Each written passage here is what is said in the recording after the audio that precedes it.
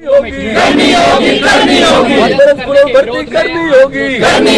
करनी होगी तो अंगड़ाई है, आगे और लड़ाई है, अभी तो अंगड़ाई है। छत्तीसगढ़ की साय सरकार के खिलाफ लगातार लामबंद देखे जाने वाली विपक्ष पार्टी कांग्रेस ने आज एक बार फिर से सरकार को शिक्षा के मुद्दे पर घेर लिया है। विष्णुदेव साय की सरकार के द्वारा चलाई जा रही सरस्वती योजना के तहत बांटे जाने वाली साइकिल की क्वालिटी को निम्न स्तर का बताते हुए कांग्रेस ने इस योजना में बड़े घोटाले होने की बात कही है, जिस पर रायपुर के जिला शिक्षा अधिकारी ने इस पर संज्ञान लेते हुए कार्यवाही करने की मांग रायपुर से की है। वहीं प्रदेश में शिक्षकों की कमी बताते हुए जल्द से जल्द भर्ती प्रक्रिया पूरी करने की मांग भी की गई। इसके साथ ही आत्मानंद स्कूलों की बदहाली पर भी प्रदेश सरकार को ध्यान देने की मांग को लेकर कांग्रेस ने किया है।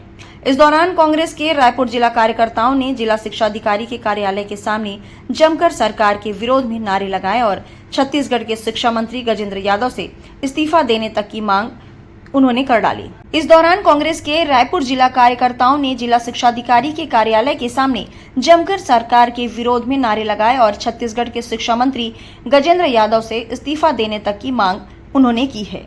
देखिए क्या कुछ कहा है कांग्रेस के रायपुर जिलाध्यक्ष ने।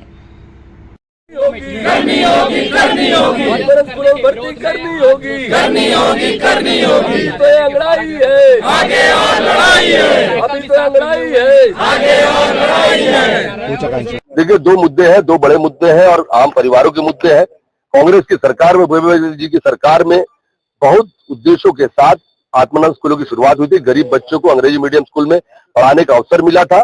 प्राइमरी से लेकर हाई स्कूल तक के आत्मानंद स्कूल में बच्चे अच्छे से पढ़ाई कर रहे थे, लेकिन ये सरकार के बनने के बाद 2.5 साल के अंदर में आत्मानंद स्कूलों को बंद करने की तैयारी कर रहे हैं लोग। इसकी का एक उदाहरण दिख रहा है कि 155 स्कूल की वैकेंसी है इस पूरे रायपुर के अंदर में, सिर्फ रायपुर की बात कर रहा हूं, और 155 स्कूल टीचरों की भर्ती के लिए आवेदन मंगाए गए, पूरी प्रक्रिया की गई, टीचरों का सिलेक्शन हो गया और उसके बाद भर्ती प्रक्रिया को रोक दिया गया। तो आखिर क्या कारण है? गजेंद्र यादव ने किस आदेश के तहत उसको रोका है? और रोकने के बाद पढ़ाई बाधित हो रही, 15-15 टीचर की आवश्यकता है, वह 5 और 6 टीचर जा रहे हैं। सोच लीजिए आप कि जिन पेरेंट्स ने, जिन पालकों ने वहां पर बच्चों को भर्ती कराया होगा, वो कैसे बच्चे पढ़ रहे होंगे, कैसे वहां की परिस्थितियां होंगी और कैसे उन बच्चों का भविष्य दिखेगा। और उसके अलावा ये साइकिल, धरती योजना के तहत साइकिल बांटी जा रही है। साइकिल की स्थिति आप देखिए, मडगार्ड ठीक नहीं है, स्टैंड ठीक नहीं है, सीट ठीक नहीं है, सामने का ये ठीक नहीं है, टोकनी, रिम देख लीजिए, टायर देख लीजिए। ये सरकार सिवाय भ्रष्टाचार के 4050 रुपए में साइकिल सप्लाई हो रही है, गवर्नमेंट सप्लाई। और ऐसी साइकिल है कि डबल बैठ के जा नहीं सकते बच्चे, बड़ों की बात तो दूर की बात। तो इन तमाम लोगों मुद्दों को लेकर डीपीआई शिक्षा विभाग के उच्च अधिकारियों को जगाने के लिए आया है कि सरकार जागे, सरकार ऐसे भ्रष्टाचार से अपने आप को दूर करे। आम जनता त्रस्त हो गई सरकार के 2.5 साल के कार्यकाल में, सिवाय भ्रष्टाचार के नीचे से ऊपर तक कुछ नहीं हो रहा है, इसलिए लड़ाई लड़ी जा रही है।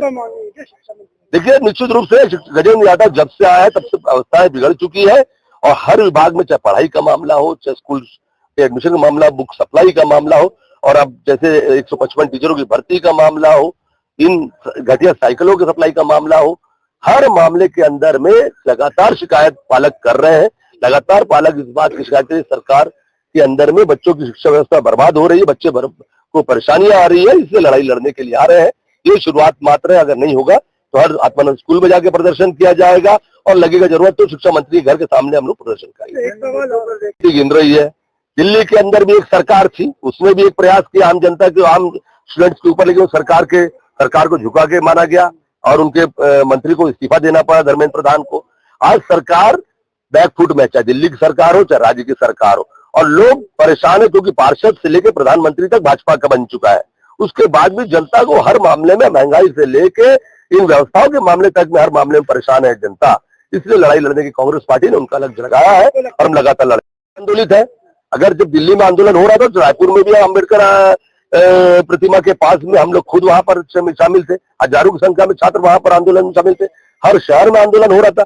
उस आंदोलन को दबाने के लिए तो सरकार बैकफुट में आई है और कहीं ना कहीं दिख रहा है कि सरकार की हालत खराब है, सरकार चलने लायक नहीं है। जब वो लोग पढ़ाई ठीक से नहीं करा पा रहे हैं, बच्चों को वैसे ही व्यवस्था नहीं दे पा रहे हैं, तो ऐसी सरकार का मतलब क्या है? ऐसे मंत्रियों को, ऐसे मुख्यमंत्री को इस्तीफा दे देना चाहिए।